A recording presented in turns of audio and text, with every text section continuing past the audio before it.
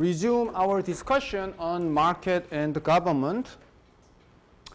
So we discussed the reasons for the government interventions. What type of government interventions can exist? Actually, there are three types of government interventions. Okay? And then our social policies and social welfare programs and social insurance can fit into any of the three groups. So first thing is a regulation. Okay? It's basically they just set a rule about how things are done. That's the regulation. So government regulation can be on the quality of goods and services. Okay? So usually it's a regulation on the supply side. For example, the license programs. That's a regulation. You cannot be a doctor unless you have a license for medical practice. If you practice medicine without license, okay, you will be punished. So that's the regulation. Okay? So in olden days, let's say, let's say in Joseon Dynasty, I don't think there was a license for doctors, right? If you have a certain medical knowledge, you could, claim that you are a doctor, and then you do your business, okay, without probably much of the regulation. So the license can be thought as the regulation of quality of goods and services. And consumer protection laws, right? So if something happens, right, then the producer should compensate, okay, for the problem of their product. So that's the one type of regulation. There may be a regulation on quantity of goods and services. Okay, that's usually a demand side. For example, like compulsory education. Think about it. Compulsory education says that every child should get a certain level of education. Okay, in Korea's case, how many years? 9 years. It's a compulsory education. So you should get the 9 years of education. Okay? If your kid doesn't get 9 years of education, the parents can be punished. Okay? So actually, compulsory education is a pretty new thing. So it's a 20th century invention. There was no compulsory education in 19th century. And mandatory social insurance. Okay, that's the thing that we learn later. Okay, you have to have this insurance. You cannot just get out of it. You have to have it. Okay, so for example, like if you're a Korean citizen, okay, you should be enrolled in National Health Insurance Program. You cannot get out of it. You cannot refuse to be covered by it. Okay, you have to pay for it. Okay, that's a regulation. Okay. It sets a rule that you should do this and you should not do this. So our social insurance program can be thought of a regulation on quantity of goods and services. But there are many different examples. I just gave you a couple only. And price of goods and services, there may be a regulation on price of goods and services. So one well-known example is the minimum wage. It's a price regulation. Okay? Minimum wage basically says that you cannot pay less than this amount to your workers. Okay? So that's price regulation.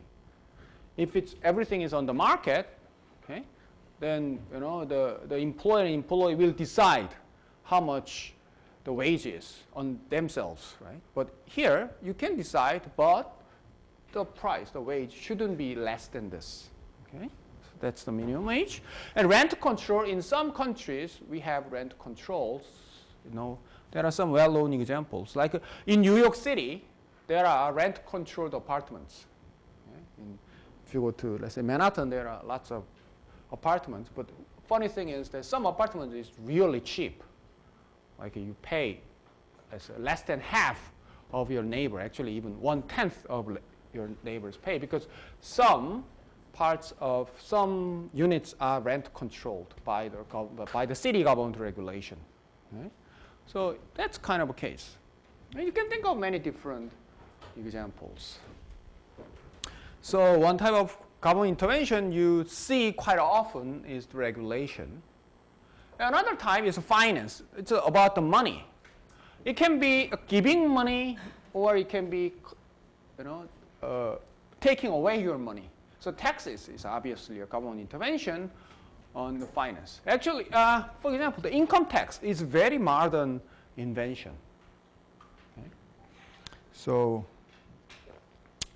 I have seen somewhere. In 18th century, for example, there was no income tax in most countries. Okay. And like a English nobleman, right?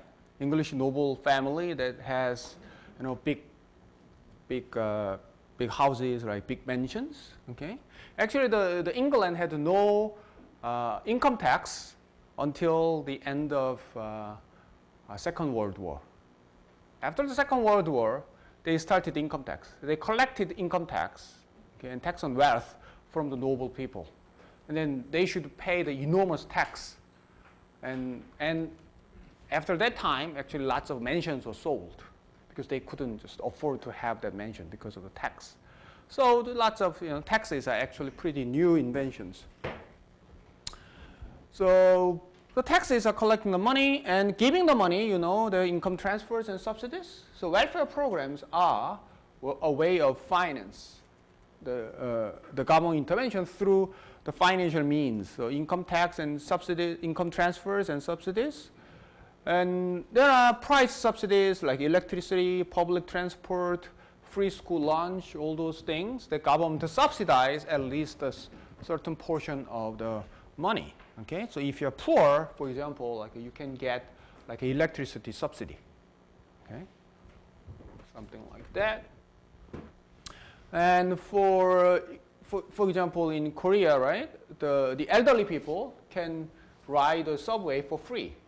Okay, so that's a way of financing the money, price subsidy. Okay, so we have lots of subsidies, and the other type is the production. Just the government makes things. Okay, they may sell it or they may just give it away. Okay, so government may provide goods and services itself. What are the examples? There are many examples. One is public education. Okay, public education is provided by the government. Okay, they own the buildings and then they pay the teachers. So that is the education provided by the government.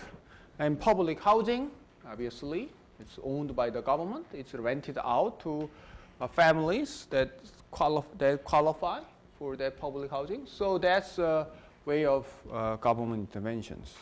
So when you think of the social insurance and social programs, actually later we would not worry about whether it's a regulation, production, or finance, but you should know that the government interventions can be categorized into broad three categories.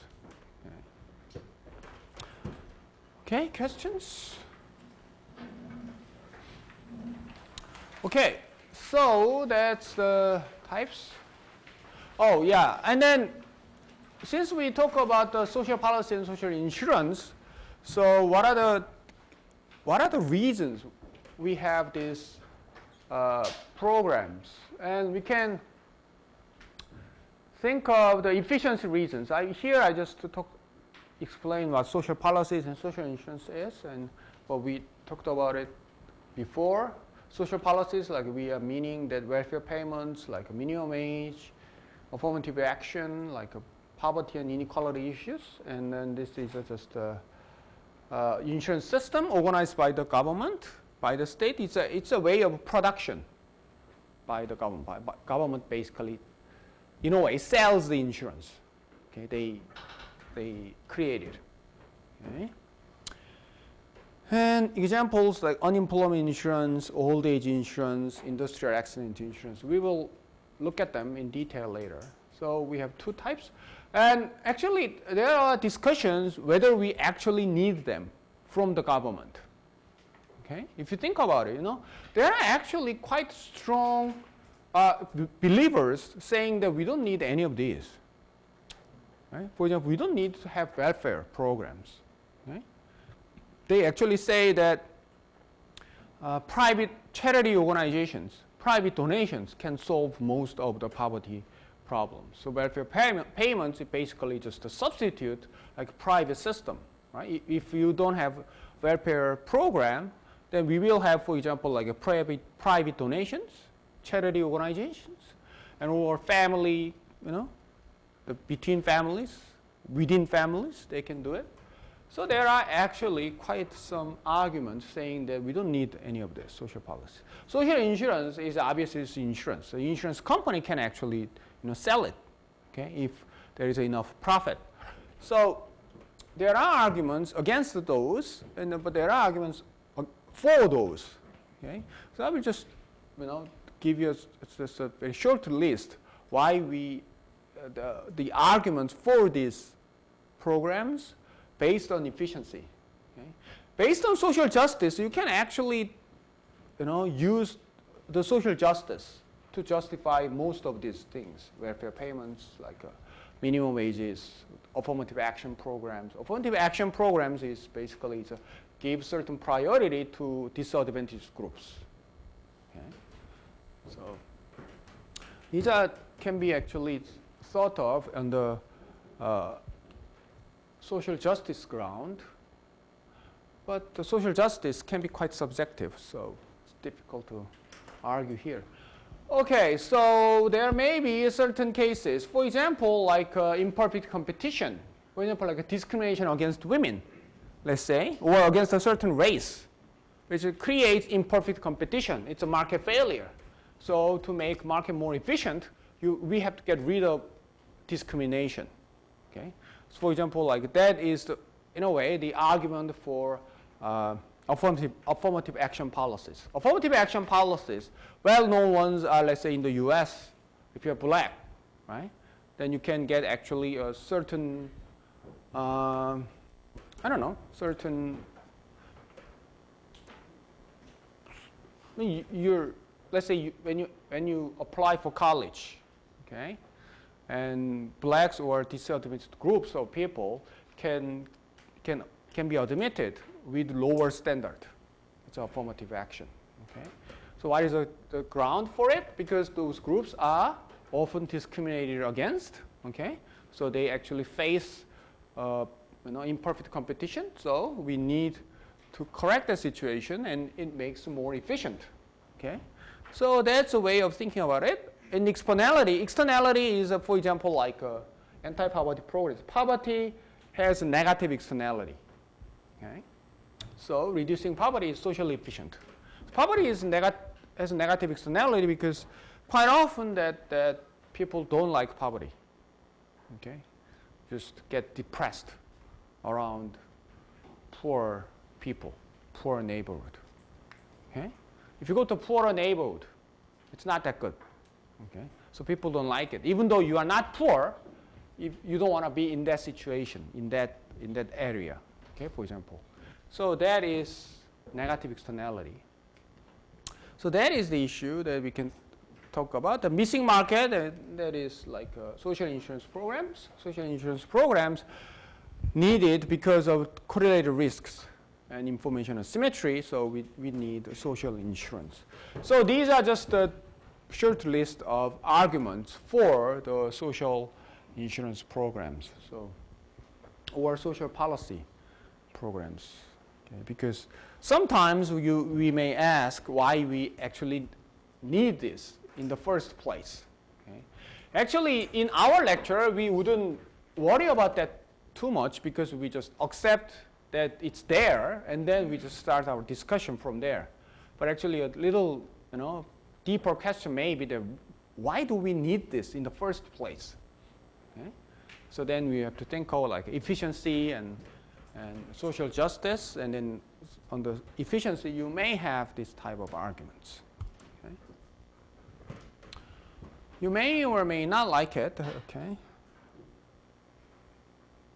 Yeah, I think there may be a different, a little more than this in terms of efficiency arguments. Okay, now let's see that when you have a policy, how do we assess it? Actually, it's actually very important thing to do.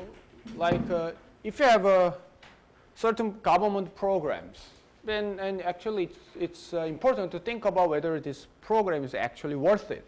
Okay, then what criteria we need obviously what we have to think of is that policy needs. Okay? Is it actually necessary? That should be the first question. Let's say if you have minimum wage, is it really necessary? Okay?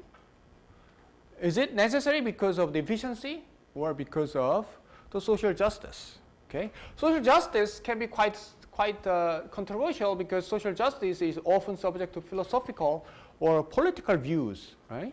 The same thing maybe just to certain group of people, but maybe unjust to another group of people. So it's a very controversial issue, okay? But still, we need actually these fundamental discussions, when you think of policy. Okay.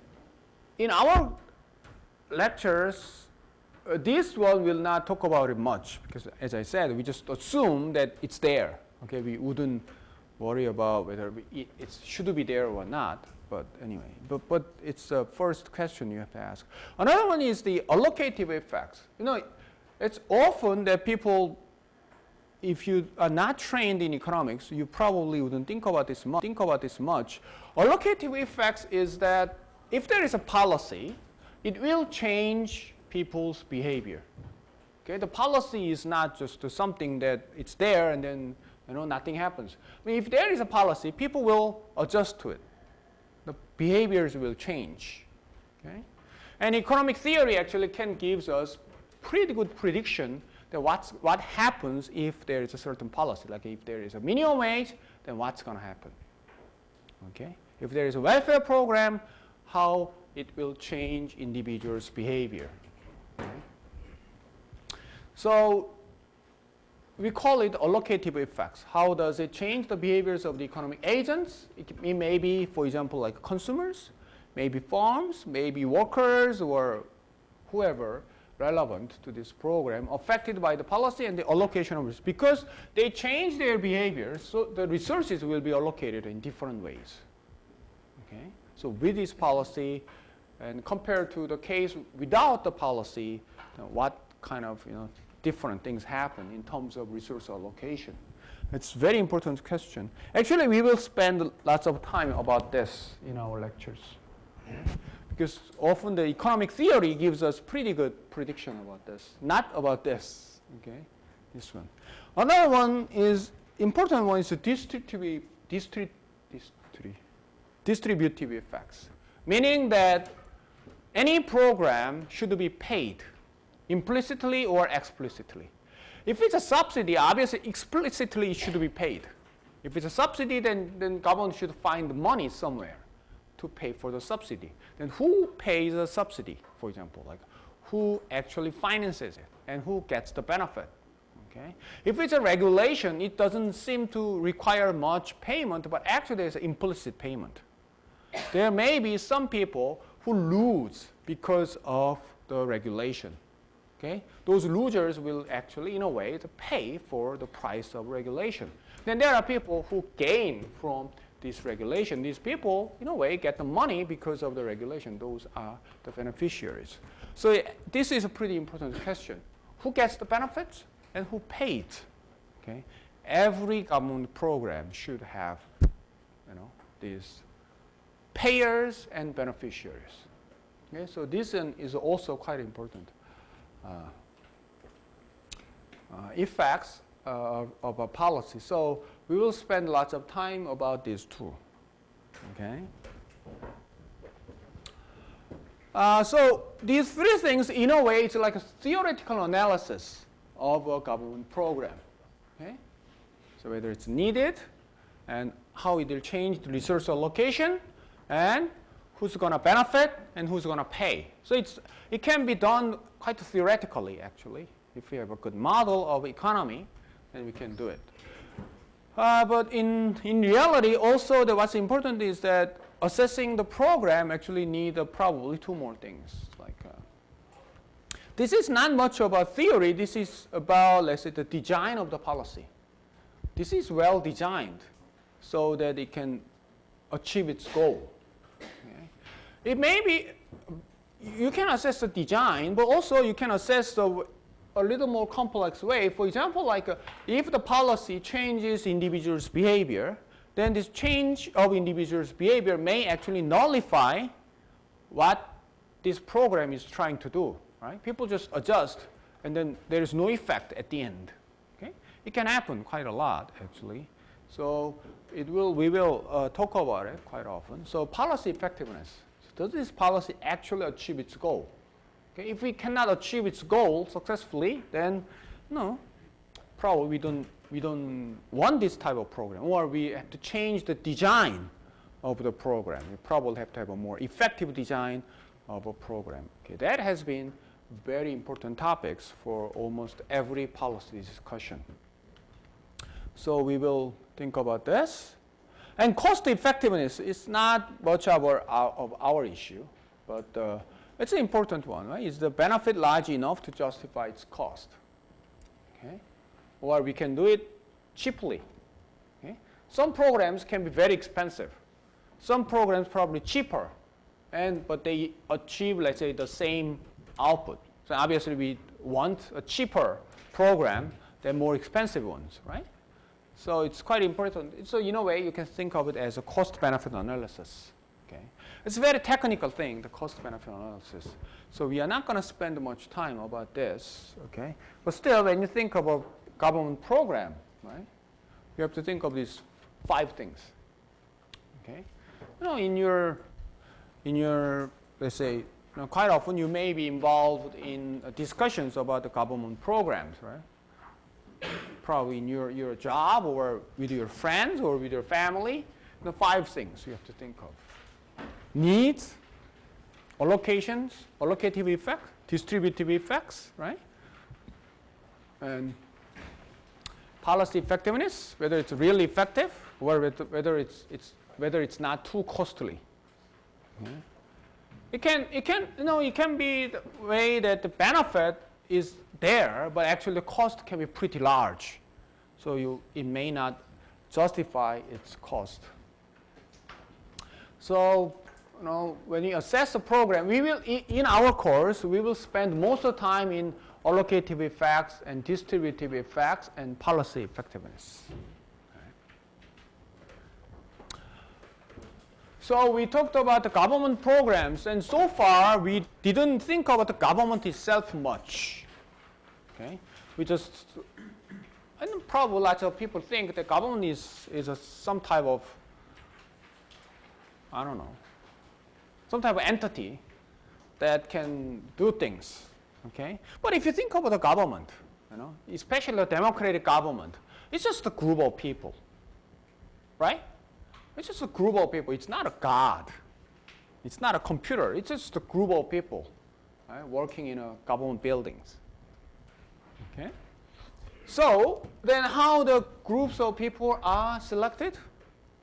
Eventually, and at the end, actually it's selected by, if it's a democratic society, selected by the people themselves. Right? We elect president, right? We elect the members of the National Assembly, right? So those 2 groups are most important ones, right? And then the public, the servants, public employees, public officers, okay? They are selected in a way by their superiors and superiors and superiors at the end. It is selected by the, I don't know, it's probably by the president at the end, okay, if you follow the rule. And then who elects the president? You guys elect the president. So what the government is, that actually government is a group of people, organization of people who are selected by the society members to do what the society wants.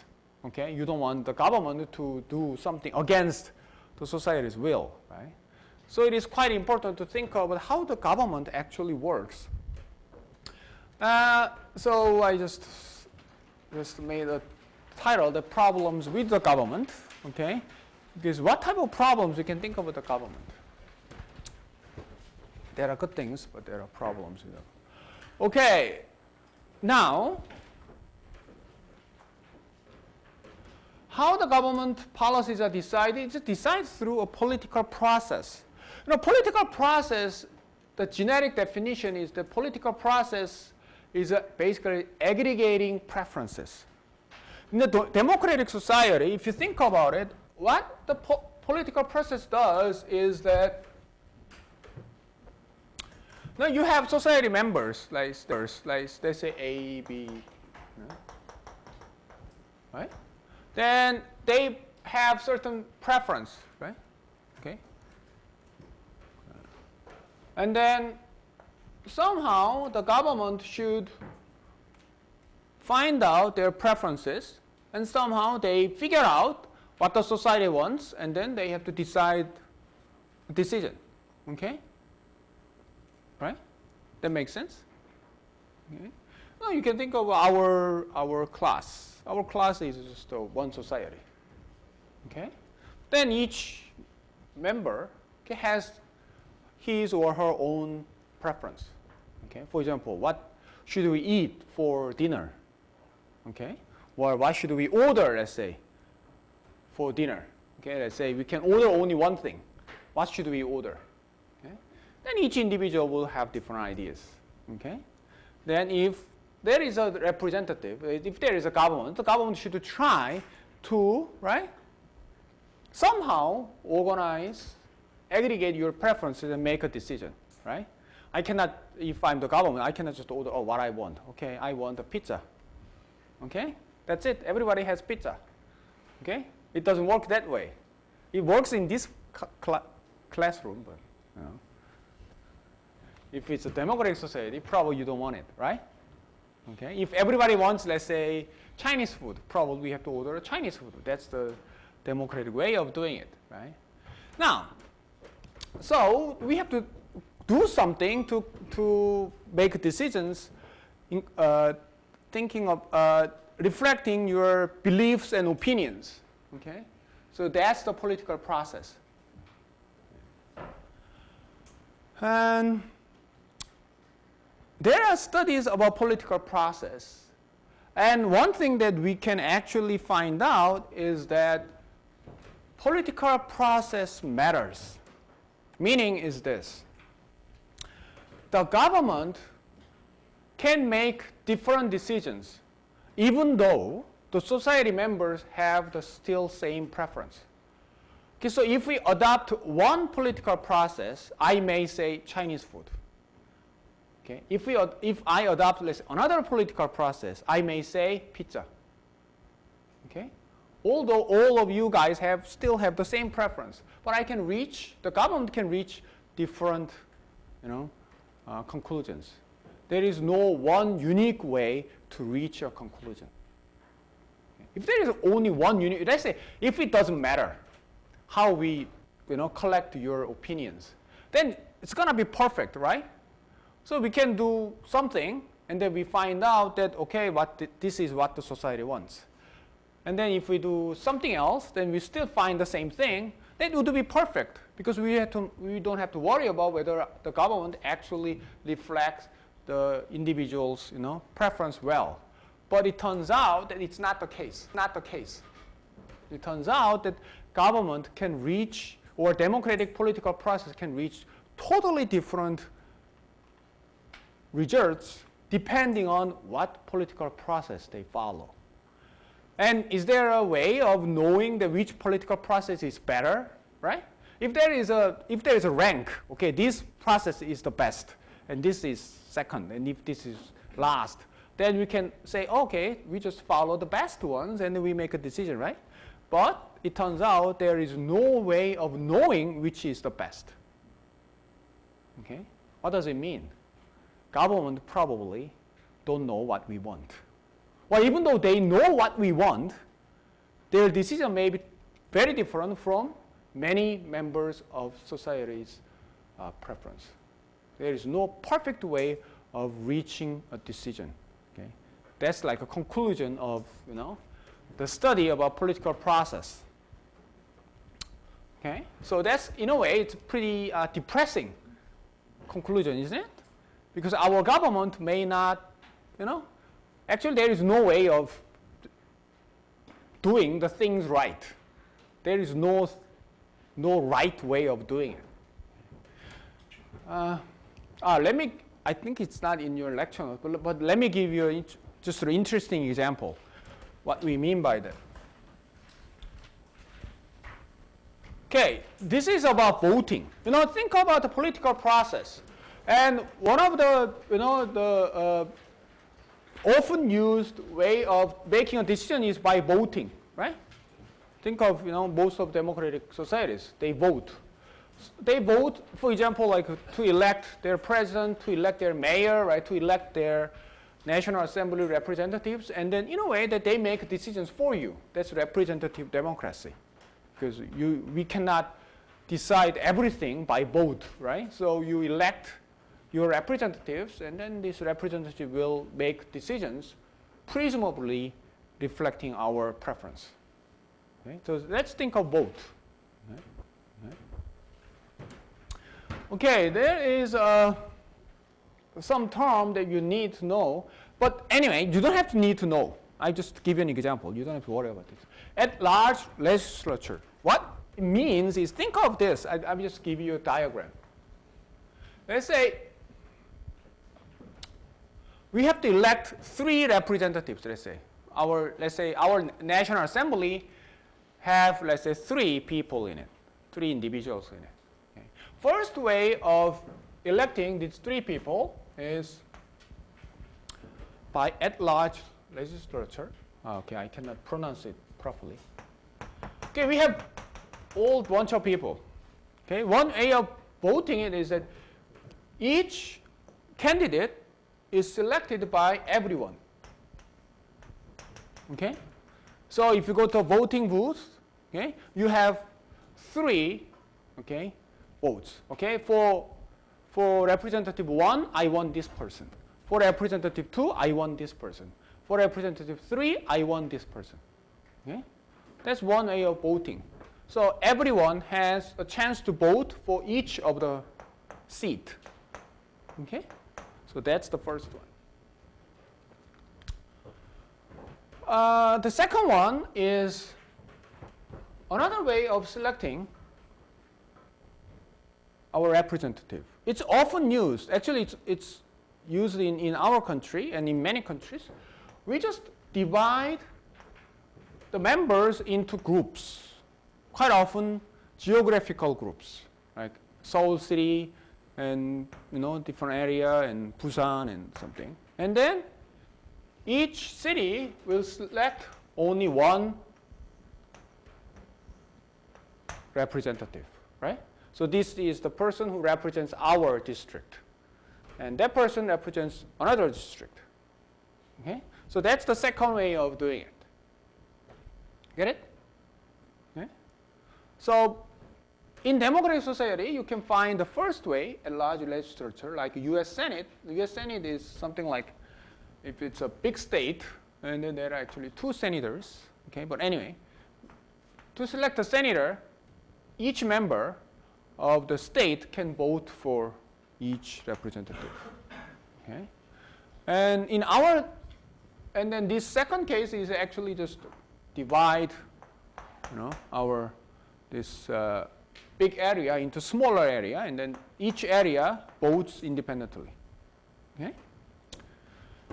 And third way of doing it is a proportional representation. It's basically what it does is that we don't vote for the candidate specifically. What we vote for is, let's say, for a political party. Okay? So each member will, okay, I like party A and party B and party C, right? So if A gets, let's say, 50% of votes, then 50% of representatives will belong to party A. And if it's like 20%, 20% will belong to party B, 30% will belong to party C. Okay? Make sense?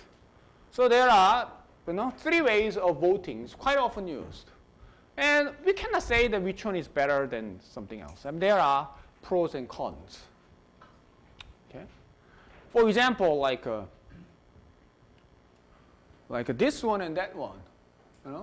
Which one is better? I mean, it depends. Okay? For example, this one, probably each representative will actually try to represent their own district pretty hard. Okay? So each smaller district can have their own voice. But in this case, probably not. This representative will probably care more about, let's say, large cities because they have more votes. Okay? Smaller ones may be ignored. In this case, we don't have to worry about it. Right? Smaller ones, large ones, they may have. So there are pros and cons for each of the system. And as you figure out by now, if we do actual voting, depending on what system you use, we may reach a totally different conclusion. Okay, let me give you an example. Think of an example like, let's say there are three groups, let's say three parties or three groups of people who have certain preferences. Let's say there are only three groups of people, and A, B, and C. So A makes up 45% of all, B makes up 25%, C makes up 30%. Okay? And each group would like to be represented by a member of their own group. So A group people want someone in their own group, B group wants someone in their B group, and C group wants someone in C group. So a group maybe you can think of it as like political views or whatever, their own interest. Just the three different things. And let's say the district elects three representatives. Now, first thing, then how will each group represent it? So, what's going to happen after the voting? First one is think of the at-large legislature, meaning that each person can cast vote for each of the candidates, each of the three seats. Okay? So for the first seat, if you do it, let's say A, B, and C. Okay? For the first seat, okay, if it doesn't matter whether it's a majority or not, majority means 50%. So if there is a majority rule, then you should have at least 50% of votes to be elected. But let's say, first thing, let's forget about the majority. Let's say if you win the most votes, let's say you will win the election. Okay? So that's one way of doing it. Now, think of at-large legislature, meaning that each person can cast vote for each seat. Okay? For the first seat, who will be elected? Group A or B or C? Must be A, right? Because, why? Because A candidate will get 45% of votes, B candidate will get 25, C candidate will get 30%. So obviously the first seat will go to group A. How about the second seat? C? It should be A, right? Because now everyone votes for the second seat also, again. And again, the A group gets the largest votes, right? And how about the third seat? We'll get the A again, right? So if we follow the first rule, every representative will be from group A. Okay? Large group always wins. Okay? So, so the case one is A only, A. Okay? So if you go to, if this government sets up a policy, the policy will be very likely to be the one that favored by group A individuals. Group B or C probably will not have much chance of, having their voice. Okay. How about if we have majority rule? The same, but you have to have 50% of votes. At first, there is no majority, right? Because 45, 25, 30. So what usually happens is that then we select the two, right? The two candidates who get the most votes, and then we do another round, right? That's what we usually do. So what happens? First seat, we will have second election between candidate from A and C, right? So who will win?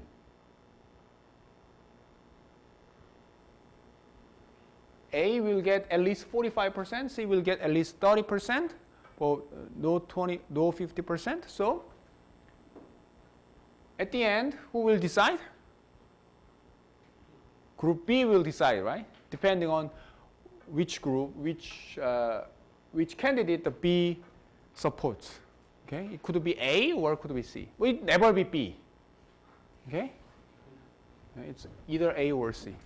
There may be a political negotiation between like a group B and group C or group B and group A, right?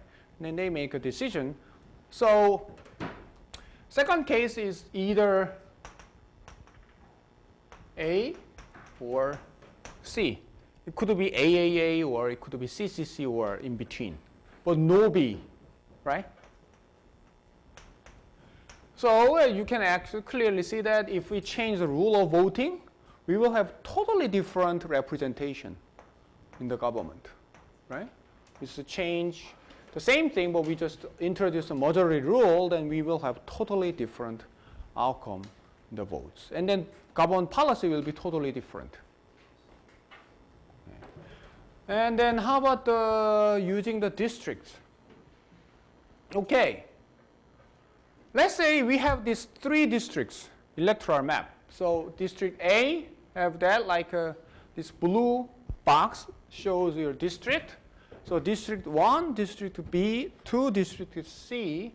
Then each district will select only one, representative. And district 1, who will win the election? Group A, right? Because everybody likes A. So how about second district? B. How about third district? C. So we have A, B, C, right? Each. One each. Okay, we change the vote. We change the voting rule. Now we also have totally different, National Assembly, totally different Congress. Okay? The same people, but depending on the rule of vote, we will have totally different composition of representatives.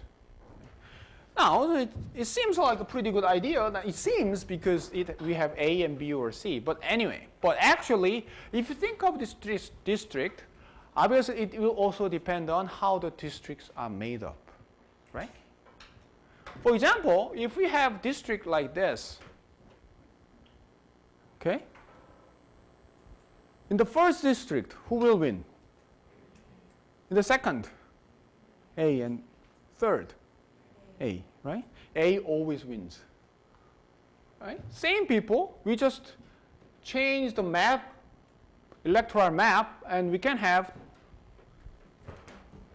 AAA again, right? Okay. So, and last one is the proportional representation. And proportional representation, we can think of like it will be divided between A, B, and C, like depending on by 45%, 20%, 35%, something. Right, that's correct. Okay. So proportional representation is A 45%. Now we have more than 3 people, so let's say assume that way. B is 20%, 25, and C is 30%. Okay, that's proportional representation. Okay. It seems like a proportional representation seems to be a pretty good way of doing it. It seems because it will reflect the composition of the group, but there is a very important issue of proportional representation. Because in the proportional representation, there is an issue of what should be the threshold. Okay? So if this party gets only 1% of vote, should we give a seat to 1% of votes? Or should we have a certain minimum, like a 10% or 20%? Because depending on what kind of threshold you will have totally different way of working. Because if the threshold is very low, then we have many candidates, many representatives from very small groups. Okay?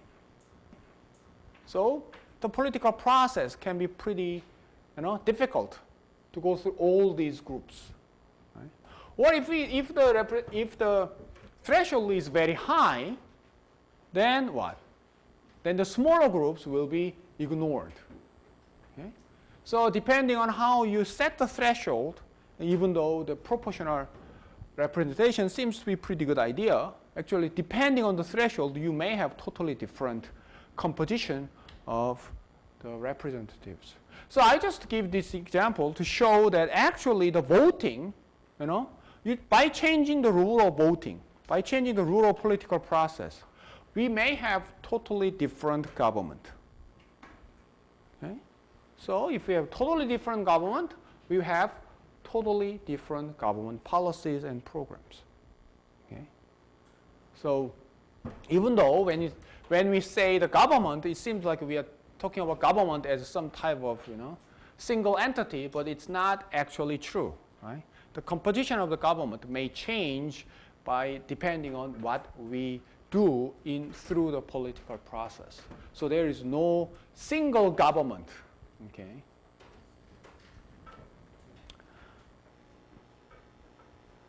Actually, there is a very well-known mathematical theorem saying that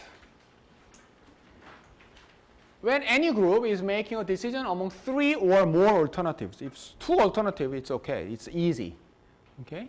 If there are 3 or more alternatives, no voting system will satisfy a set of reasonable criteria that most individuals would expect from a fair democratic process. What it means is, mathematically, we can show that if there are 3 or more alternatives, okay, we cannot have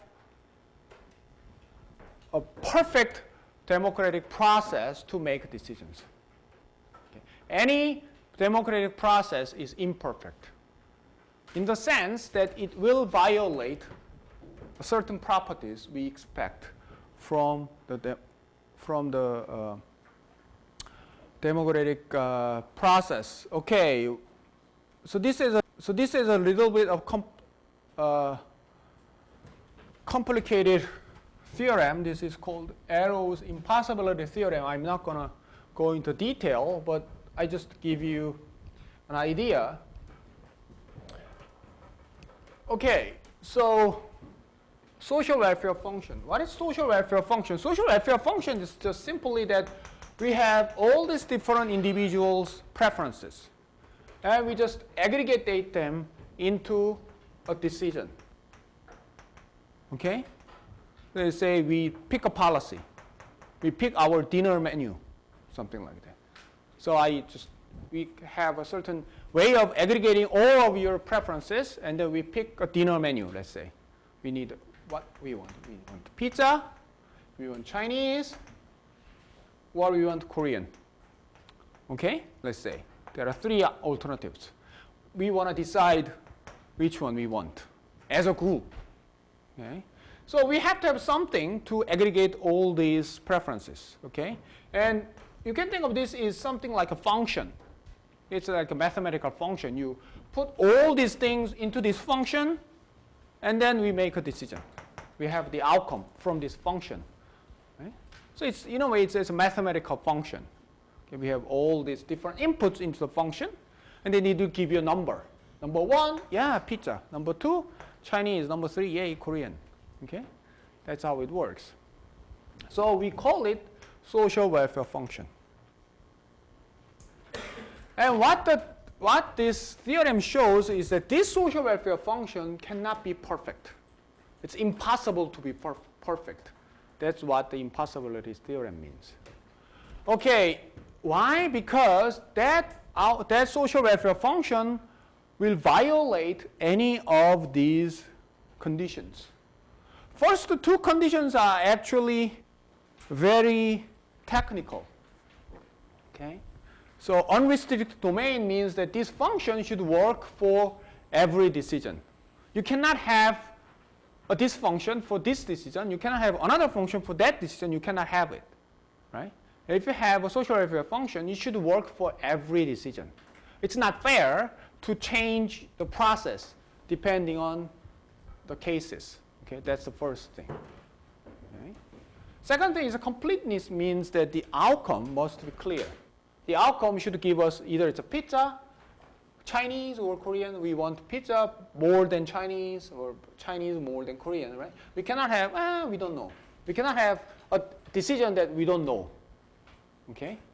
We cannot have that decision. We don't know. We know. Okay? That's the second condition. These two are very, in a way, it's technical. Okay. What is interesting about that is that this social welfare function should satisfy these other four conditions. One is called transitivity. Okay. If this social welfare function is a good function, it should satisfy this condition. What? If A is preferred to B and B is preferred to C, then A must be preferred to C. Okay?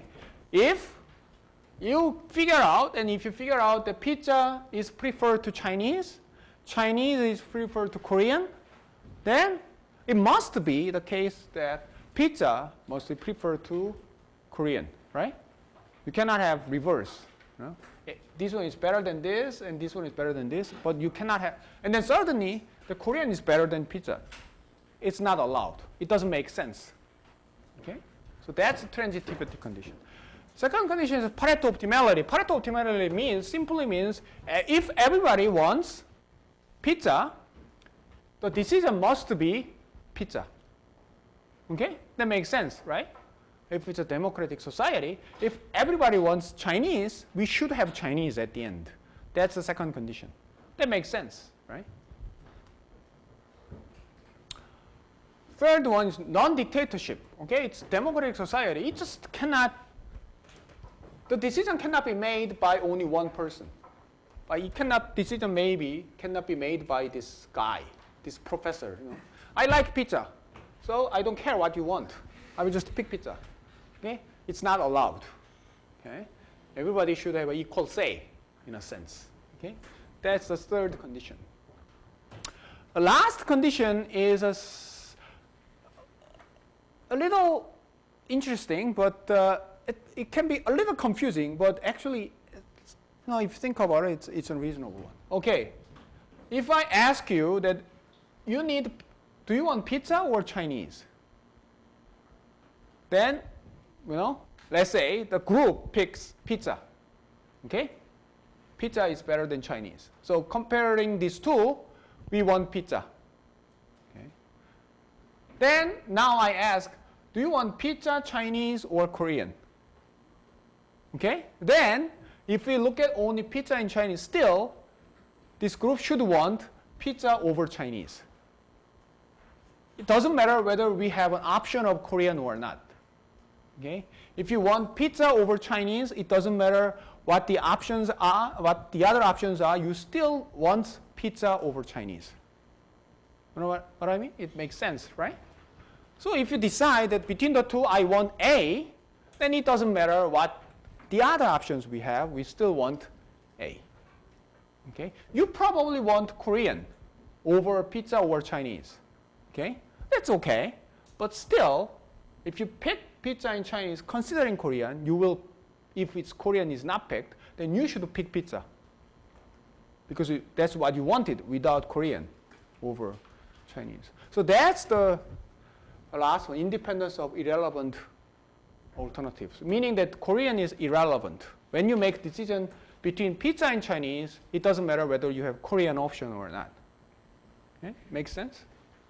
So these are four conditions. It's simple, actually. It's not that difficult to think of. Transitivity, Pareto optimality, non-dictatorship, and II. This is called IIA, independence of irrelevant alternatives, IIA. So you have, and it turns out mathematically, we cannot have a social welfare function that satisfies all these four conditions plus the first two. So if we have social welfare function, it will violate at least one of it.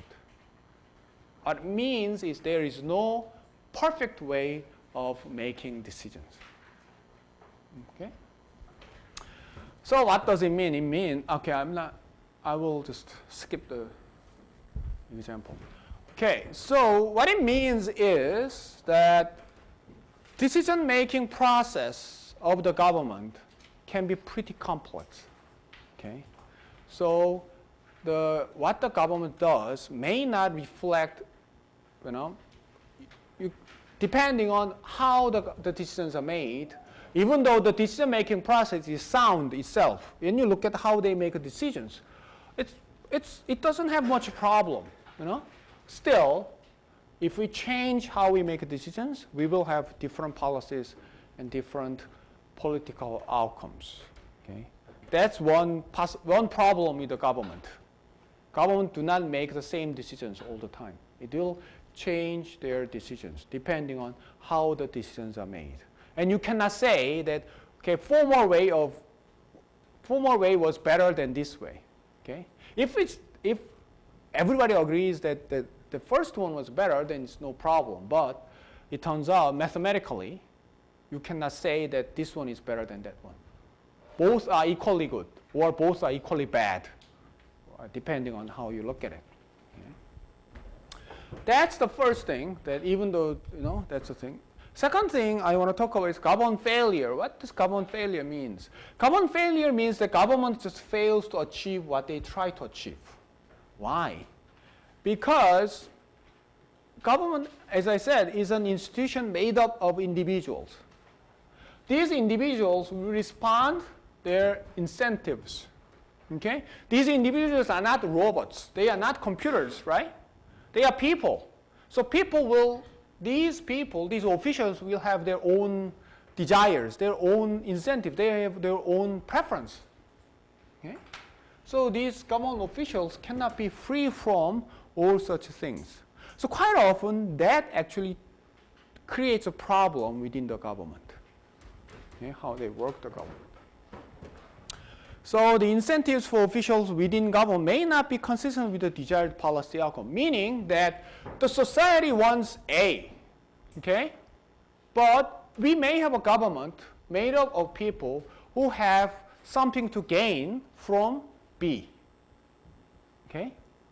Let's say, Then what happens? Even though everybody wants A, this government may decide to have B, because these particular government officials have something to gain from B.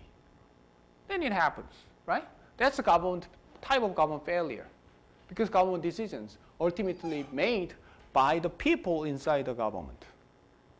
Okay? So that's the, think of this incentives. There is an incentive problem. Their incentive may be different from the societies. If you think about it, why is there bribery? Why is there lobbyings in the government? You think about it, because they are trying to influence, what the government officials actually, like. Okay, they may offer financial incentives. If you make this decision, I will make you rich. Bribery. Well, lobbying is pretty much the same thing, but it's more official one. But anyway, so that's what if the government always works as we like, we wouldn't have bribery or anything, right? But since what they do depends on what they want. Okay? Even though it's theoretically they shouldn't do it, but they actually do it because they are people. And also the government has a problem because often they has neither the incentives nor the competitive pressure. That the meaning is that if you're in the government, you can be very lazy, but not fired. Think about it. If you run a business, you do something bad, you will lose money. You will lose your business. End of your story. So you have to work really hard, right? Or you make your employees to work really hard to make money, right? Because there is a pressure. But if you're in the government, the program fails, so what? Okay? I wouldn't get fired, right? because the government officials are, actually most countries, their employment is very well protected. Because of necessity in a sense, because if we fire every government official every time a government program fails, we wouldn't have a government, right? If you think about it, right? This program fails, you go. If you do it all the time, right, within a year, we have nobody in the government. Because some programs will fail even if they try really hard, right? It's like the business will fail even if you try really hard, okay? So we cannot. And then if that's the case, then no government official will try to work, right? If they know that I will get fired if I make a mistake, they probably would rather not trying anything. I would just sit, in my office and then do nothing because it's safe. So we cannot have so it's a dilemma. You have to give them a certain protection, okay? In terms of, the risk of firing cannot be too great. But since there is no risk of firing, probably these people have no incentive to actually work hard. Okay, that's the thing. But if you're in business, okay, you cannot afford to do it. You have to make money. Okay, so the government or agency or program is less likely to be as efficient. Okay? They are not work really hard or responsive as the private sector. Private sector will be very responsive to, let's say, what consumer wants. If you produce something that no customer wants, you will go out of business in no time. But in government, it doesn't matter. If nobody wants it, yeah, so what? Okay, we just get rid of them, we make a new one. Okay, so that's the thing.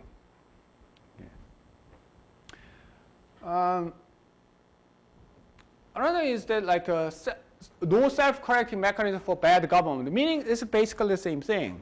Now in the business, okay, there is a self-correcting mechanism because it means that you check how your business is going, then you find out something is not going well, you probably change your product, you may change the people or whatever, okay, to get the better results.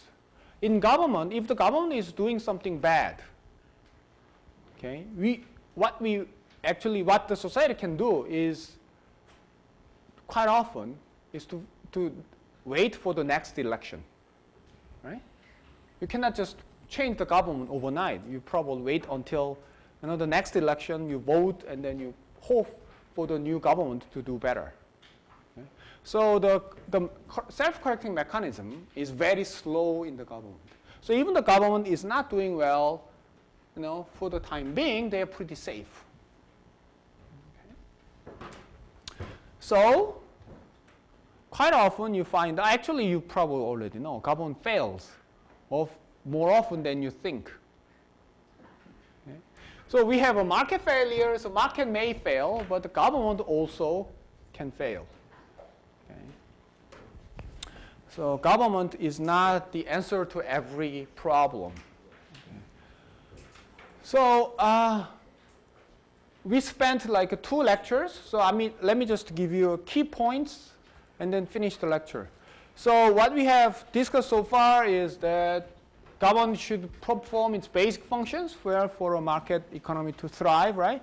We talked about rule of law, currency and value of currency, right? So government should perform the basic functions well. Okay, that's the given.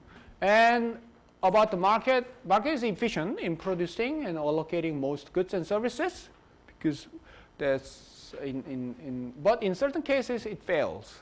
Okay, so we talked about it. And if market fails, government intervention may enhance efficiency. Okay, if they do well, then we probably have better outcome. And some government interventions may be justified on the ground of social justice. It's efficiency or just social justice may become the ground, but for the government, there is no single and perfect way for the government to make democratic decisions. Okay, so decision making can be a problem, and also the government is often incapable of delivering the desired policy outcome due to its own shortcomings. Right? There are incentive problems, There are self-correcting lack of self-correcting mechanisms. So we talked about this. Okay, I think we finish today here.